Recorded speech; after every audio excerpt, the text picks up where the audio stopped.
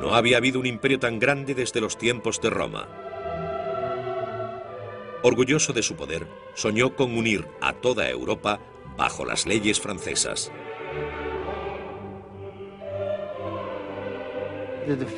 La derrota de Rusia y Prusia fue tan abrumadora que Napoleón estaba asombrado por el éxito. Nunca había imaginado tal hazaña. Empezó a pensar que podía hacer cualquier cosa.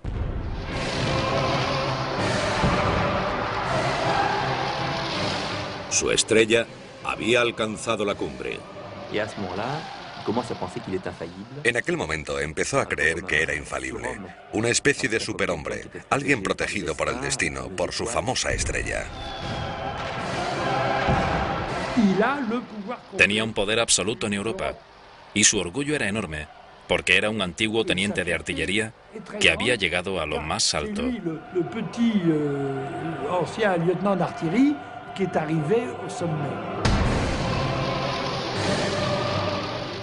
La ambición nunca está satisfecha, escribió una vez Napoleón, incluso en la cumbre de la grandeza. Con 38 años, embriagado de poder, el gobernador más famoso de Europa se empeñó en otra conquista más. Sería un error fatal.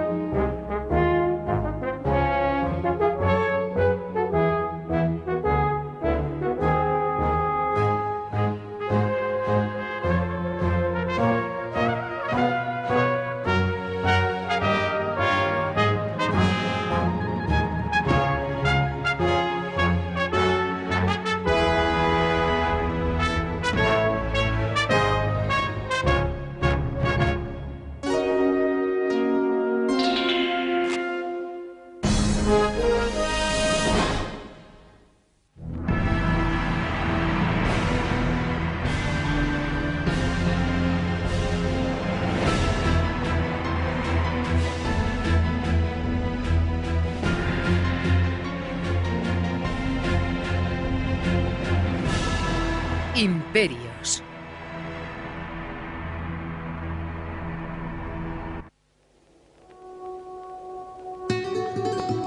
Napoleón. En 1808, cuando Napoleón Bonaparte mandó cruzar los Pirineos a 118.000 soldados con destino a España, pensó que serían bien recibidos. Con mi bandera llevando el lema «Libertad y emancipación de la superstición», dijo, «me verán como al libertador de España».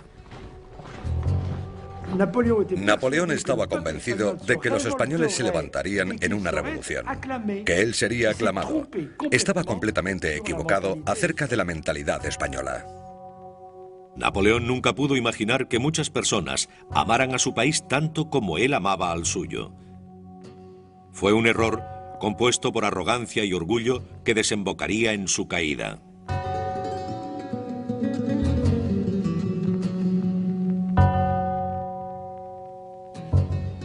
Capítulo cuarto. El fin.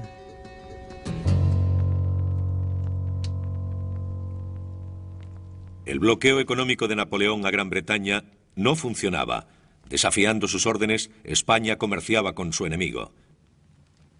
Bonaparte decidió doblegar a los españoles y convertir a España en parte de su imperio.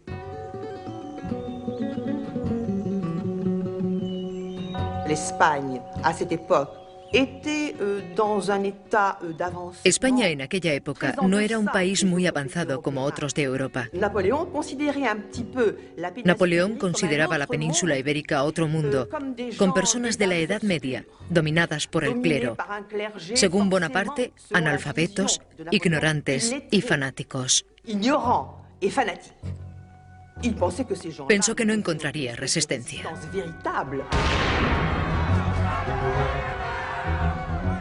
El 2 de mayo, los españoles se levantaron contra el ejército francés en Madrid.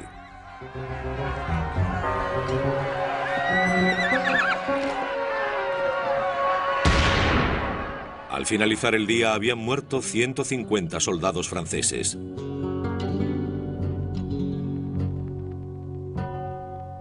Los franceses se vengaron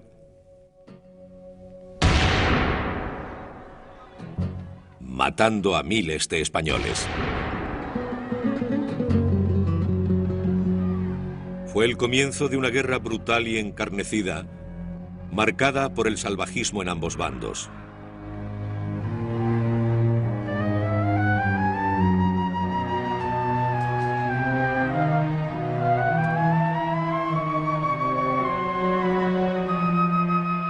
Los franceses torturaron y mutilaron a sus prisioneros. Los españoles hicieron lo mismo.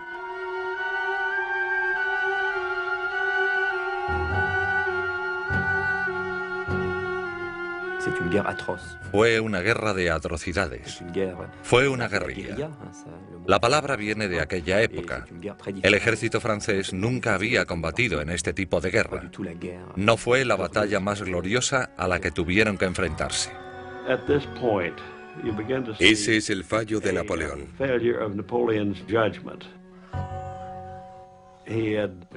De alguna manera, perdió el sentido de las proporciones. Había llegado hasta España y no se rendiría.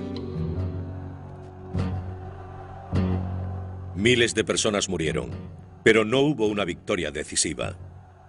Napoleón mantendría su ejército en España durante 5 años, incapaz de doblegar a los españoles.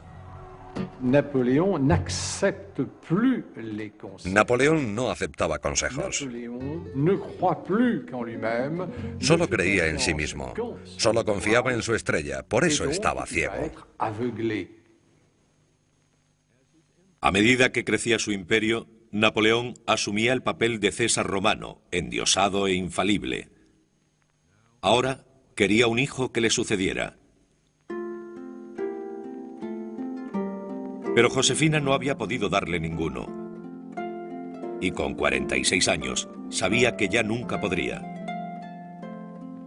Sabía que de forma vergonzosa sería rechazada en la cama del hombre que me había coronado, le dijo a una amiga. Durante meses, Napoleón dudó. Estaban muy acoplados. Hasta el final, Napoleón creyó que Josefina era su estrella de la suerte. Por eso le resultaba tan difícil divorciarse de ella. Al final, decidió decirle a Josefina que debían sacrificar su matrimonio para mayor gloria de Francia. En Fontainebleau, el 30 de noviembre de 1809, poco después de cenar, el emperador pidió que le dejaran a solas con su mujer. Desde la habitación contigua, el secretario de Napoleón pudo oír los gritos. Cuando Josefina se enteró de que todo había terminado, sufrió un ataque. Lloró, se desmayó, usó todas sus armas de mujer para que cambiara de opinión. Pero nada le hizo cambiar. 2 semanas después, el divorcio era oficial. Entendí a mi marido, dijo Josefina. Sabía muy bien que al final se saldría con la suya.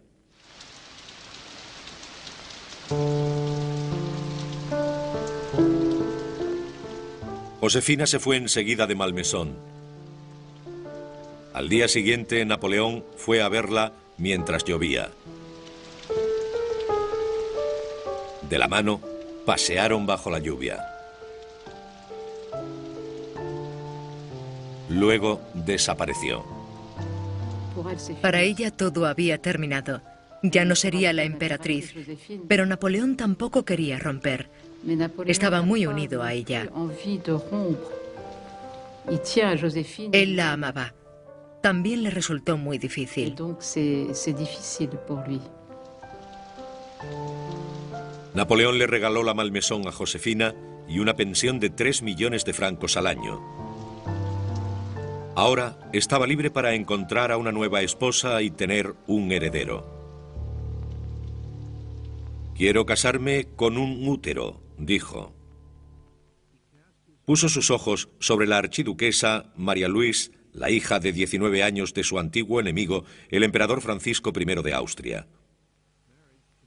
Ese matrimonio le uniría a los Habsburgo, una de las familias reinantes más importantes de Europa. Pero la joven despreció a Napoleón. Ver a ese hombre, escribió en su diario, es la peor tortura. Pero su padre se impuso a sus objeciones. El matrimonio con Napoleón, le dijo, llevaría la paz a Austria y una alianza con la nación más poderosa de Europa. Obligada a obedecer, la joven de 19 años se despidió de su familia y emprendió viaje hacia Francia. Marie-Louise llegó al palacio del emperador en Compiègne en la primavera de 1810. Incapaz de soportar la impaciencia, Napoleón intentó conquistarla tan rápidamente como había vencido a su padre. Una semana antes de la ceremonia oficial de la boda, subió corriendo las escaleras hacia su habitación. La quería en aquel momento, junto con todo lo que eso significaba. Eso se llamaba en aquellos tiempos hacer el amor como un soldado, planear la conquista de una mujer como si se tratara de una fortaleza.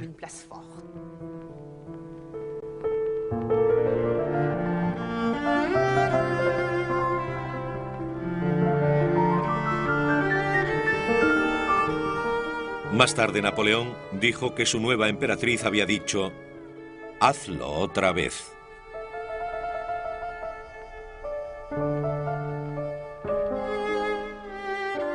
Napoleón era encantador. Sabía cómo conquistar a una mujer, cómo seducirla, y ella tenía un carácter hecho para el amor.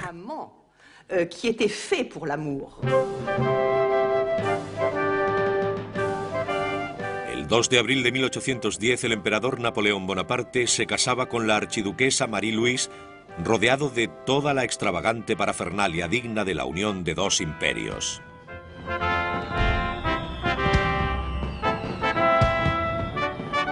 «Me quiere mucho», escribió Marie-Louise a su padre, «y yo respondo a su amor sinceramente. Hay algo muy atractivo y entusiasta en él que es irresistible». Napoleón debió pensar que estaba soñando. Con ese matrimonio se había aliado con una de las más antiguas y veneradas monarquías de Europa.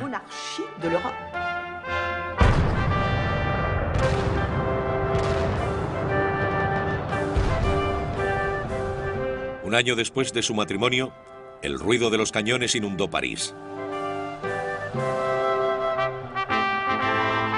Marie-Louise dio a luz a un varón.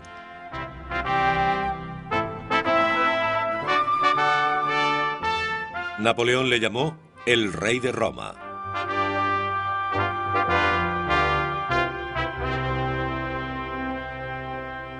Con un hijo y una devota esposa, Napoleón parecía haber cambiado. Se había convertido en un padre cariñoso y en un amante esposo. Su matrimonio le había transformado en una especie de burgués. Ella tenía un efecto paralizante sobre él. No volvió a trabajar, no tomaba iniciativas. Decía: tengo que ir a España a ocuparme de algunos asuntos, pero cuando se lo digo a Marie-Louise se pone a llorar y no quiero abandonarla.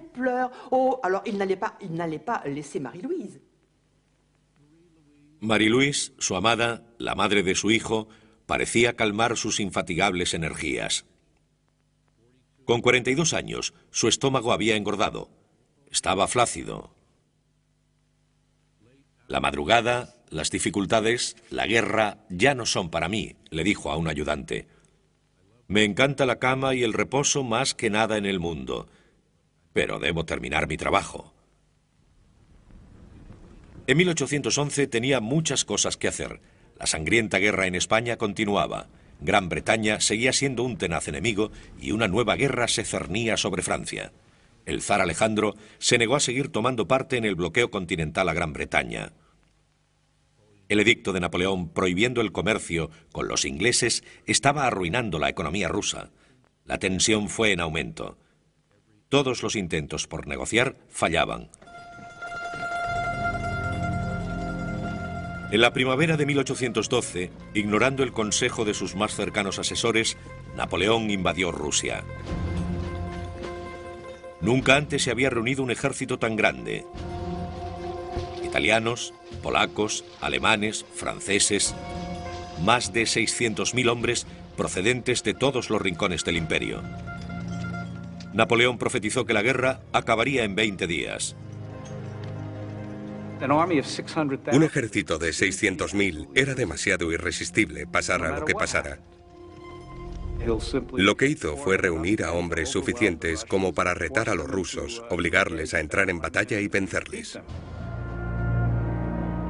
El ejército de Napoleón marchaba con dificultad por los grandes espacios abiertos rusos. Esperaba aniquilar a su enemigo de una vez, pero los rusos no darían la batalla por perdida. Napoleón tenía el doble de soldados que los rusos. Tenía tantos hombres que, según él, no se atreverían a luchar. Empezaron a retirarse porque no tenían elección. Pero mientras lo hacían, debilitaban al ejército de Napoleón.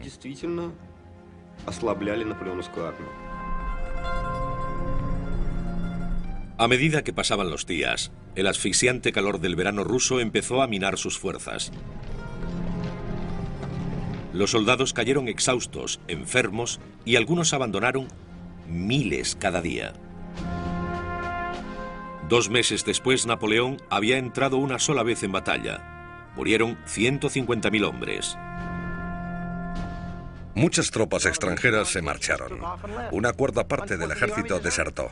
No eran franceses, no eran especialmente leales. Luchaban porque su rey era aliado de Napoleón. Finalmente, cuando el verano llegaba a su fin, los rusos hicieron frente al enemigo en el pueblo de Borodino. Moscú, la ciudad sagrada de Rusia, estaba en peligro.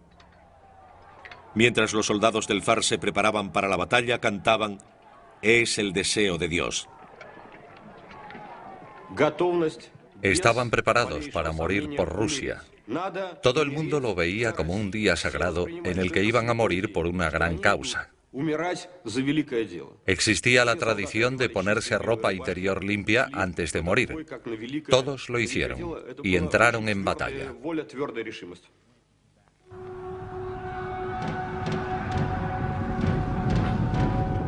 La batalla de Borodino fue una carnicería mortal. Napoleón envió a su enorme ejército en un ataque frontal, sin la delicadeza que siempre le había caracterizado.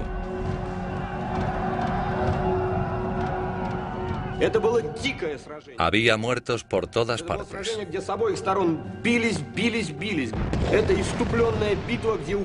Fue horrible.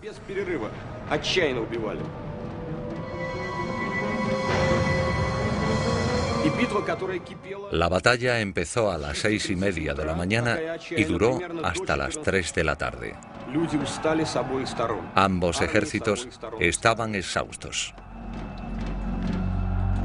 Los rusos lucharon contra los ejércitos del emperador sin descanso. Al día siguiente se retiraron, dejando que Bonaparte se proclamara vencedor.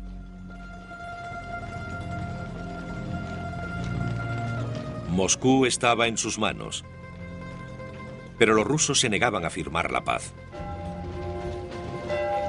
Cuando el ejército de Napoleón entró en la ciudad, estaba desierta. Esa noche, Moscú empezó a arder. Montañas de llamas rojas, recordaba Napoleón tiempo después, como inmensas olas de mar. Fue la visión más grandiosa, sublime y aterradora que el mundo haya conocido.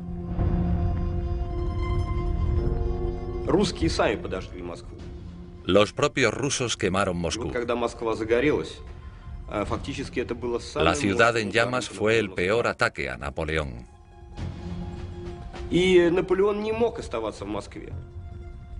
Ya no podría quedarse allí. Temiendo la proximidad del invierno, pero reacio a abandonar su conquista, Napoleón escribió al zar proponiéndole una negociación. El zar respondió con un gélido silencio. Tras 5 semanas de espera, Napoleón ordenó decepcionado que sus soldados volvieran a casa.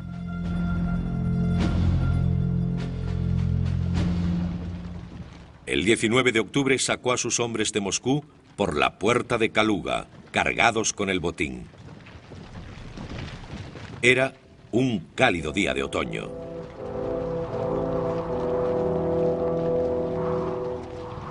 Tres semanas después empezó a nevar. El invierno ruso había llegado con antelación. Las temperaturas cayeron hasta los 22 grados bajo cero. Los soldados de Napoleón se congelaron en campo abierto. Se nos pegaban los labios, escribió un soldado. Teníamos la nariz congelada. Parecía que caminábamos por un mundo de hielo. Podemos imaginarnos el sufrimiento que supuso esa retirada. Cuando hablaban, su aliento se congelaba con un pequeño sonido seco. Sus palabras se congelaban en el aire. El alimento se acabó. Miles de caballos morían. Los hambrientos soldados se lanzaban sobre esa carne fresca. Lucharon contra la inanición, el frío, la fatiga, la enfermedad y los cosacos. Estos acosaron los flancos de Napoleón, destrozando su ejército como si fuera un animal herido. El ejército diezmaba porque estaba siendo atacado por todos lados. Por eso empezó a alejarse. El ejército francés ya no volvió a ser una fuerza de combate.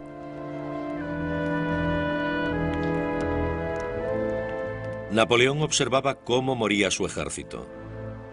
Temiendo ser capturado, llevaba siempre una pequeña bolsa de cuero atada al cuello con un frasco de veneno. 6 meses antes, había cruzado Rusia con más de 500.000 de soldados confiando en la victoria. Ahora, 5 de diciembre, rumores de un golpe en París le obligaban a abandonar sus tropas y regresar a la capital francesa. Mientras su trineo cruzaba Europa, le dijo a un acompañante: entre lo sublime y lo ridículo, solo hay un paso.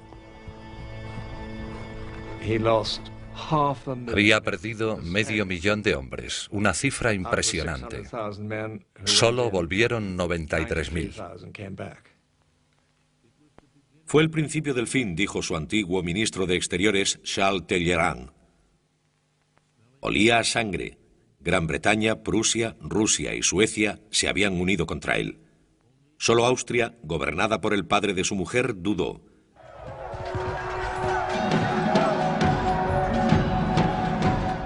Con la esperanza de que una batalla decisiva cambiara la suerte, Napoleón salió de Francia para otra campaña en Europa Central. Luchaba en cualquier parte. Con un ejército diezmado nunca podría ganar, pero seguía luchando.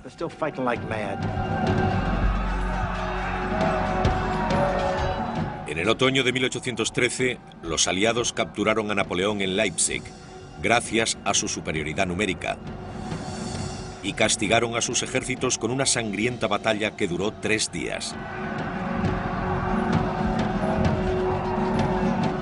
La leyenda del invencible Napoleón había terminado. Sus ejércitos se batían en retirada por toda Europa. Hace un año, dijo, toda Europa caminaba a nuestro lado. Hoy, toda Europa está en contra nuestra. En 2 meses había perdido 400.000 hombres, pero seguía luchando. No se puede hacer otra cosa que luchar, dijo, a pesar de que cada día tenemos menos posibilidades. A principios de 1814, Napoleón, de nuevo en París, supo que los aliados habían invadido Francia. Temiéndose lo peor, comenzó a quemar sus papeles privados. Incluso Austria liderada por el padre de Marie-Louise, Francisco I, se había unido a la batalla. «No os preocupéis», le dijo Napoleón a su esposa y a su hijo, «ganaremos al abuelo Francisco». La mañana del 25 de enero se despidieron. Nunca más volvería a ver a su mujer y a su hijo. En una última y desesperada campaña en Francia, Napoleón hizo alarde de su antigua brillantez. Pero 85.000 franceses no tenían posibilidades contra 350.000 aliados. El 31 de marzo de 1814, los aliados marcharon hacia los Campos Elíseos. La guerra no había hecho más que empezar. Ahora, incluso sus mariscales se volvieron contra él. Cuando quiso reunir lo que quedaba de su ejército para marchar hacia París, se negaron a luchar más.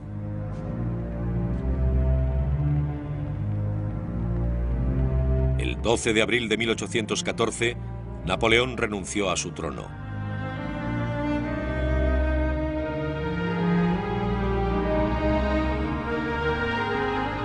Su Majestad apareció totalmente desolado, escribió un secretario. Su agitación era tan grande que sin darse cuenta se clavaba las uñas en la pierna hasta que le salía sangre.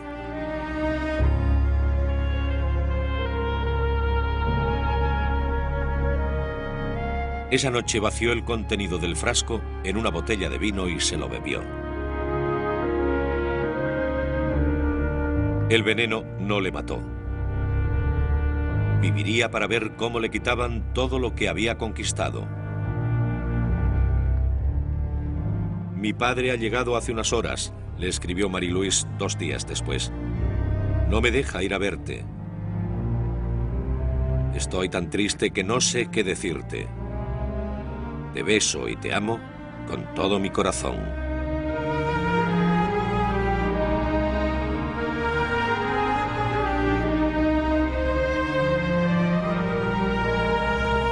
El 20 de abril, Napoleón bajó las escaleras de Fontainebleau para dirigirse a sus soldados por última vez.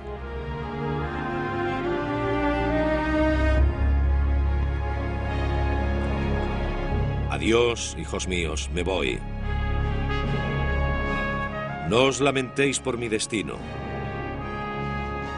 Me gustaría abrazaros a todos y teneros cerca de mi corazón. Dejadme, al menos, que abrace vuestra bandera». Entonces tomó una bandera del regimiento en sus manos y la apretó contra sus labios. «Dejad que este beso», dijo, «resuene en los corazones de mis soldados. Adiós de nuevo. Dejad que este beso entre en vuestros corazones».